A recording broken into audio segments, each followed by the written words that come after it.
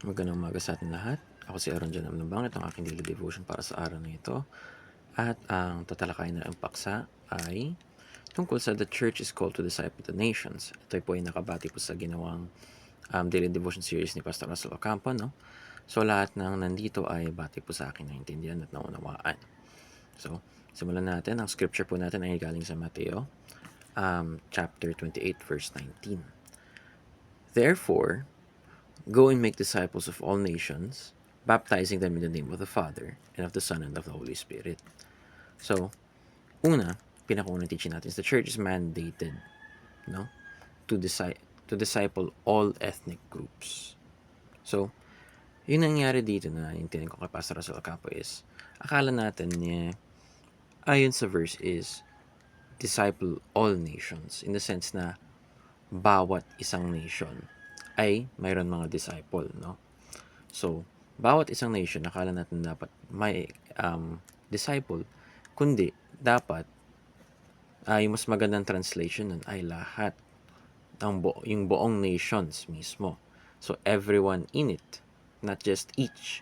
Yung nangyari kasi, akala natin na onting Chinese, onting Russian, onting Filipino, na at least merong parang representative o representatibo kada bansa, kada nation. So, it's meant to be ethnic groups. So, all ethnic groups, lahat ng maliit na yan, kasi lahat ng ethnic groups, iba-iba yan. Small, may mga race, may iba't ibang race, may iba't ibang paggagamit ng lengguwahe, kultura. So, in the sense, it is supposed to be more specific na lahat. All nations, as in everyone in it. No? So, yun naintindihan ko. Sunod, the church is not meant to be few in number or in minority. A minority. So, yung naintindihan ko dito talaga is na yung pag-church, hindi siya dapat nag-keep lang talaga sa sarili nila. Hindi lang sila dapat na hindi sila nakakup-kup lamang, nandun lamang sa sarili nilang mga pader, yung 4 na pader nila. Dapat, yung nangyari is, the church is meant to spread, be social, connect with others, no? Na hindi lang siya dapat kung sino yung mga miyembro, yun lang. Kung sino yung mga tao na nandun, yun lang, no? The church is meant to be many in number, no? Not a minority, dapat majority yan. So, dapat lumalaki, dapat nag-grow, dapat may lumalaganap na mensahe sa hindi lang sa loob ng church, kundi pati sa mga tao na sa labas ng church. No? At ang huli, the church is commissioned to transform nations into godly nations.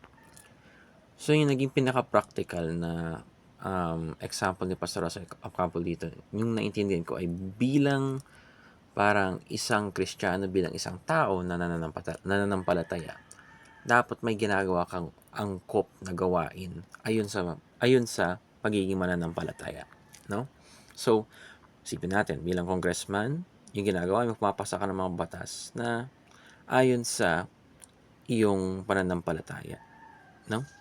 So, yung pagiging disipulo, yung pagiging disciple, laging dinadala yan sa pagkatao mo, laging dinadala yan sa araw-araw mong buhay, laging dinadala yan hanggang sa trabaho, hanggang sa pagtulog, lahat, no? So, hindi siya nalilimita lamang sa hindi siya nalilimita lamang sa church mismo, no? So, the church is commissioned to transform nations into godly nations. So, hindi, kung may ano man yung trabaho mo, kung ano man yung role mo sa lipunan, hindi mo kinikip lang yun sa sarili mo na bawal kasi magsolo. Yun talaga. Yun yung naiintindihan ko dun. At naunawaan ko at nalaman ko nung the longer in my Christian life. At yung naiintindihan ko rin kay Pastor Russell Ocampo na bilang Kristiyano, bawal magsolo. Sa kahit anong klaseng trabaho, bawal ka magsolo. Ibig sabihin, dapat nakikiisa ka, dapat nakikilahok ka, dapat nakikisama ka sa kapwa-tao mo. At sa ganun, yung pati yung mga ginagawa mo rin ay yun sa pananampalataya mo. Para sa kapwa-tao mo na gumagalaw ka para sa kaligtasan nila, para makatulong sa kanila. No? So, yun lamang. Salamat sa pakikinig at mabuhay.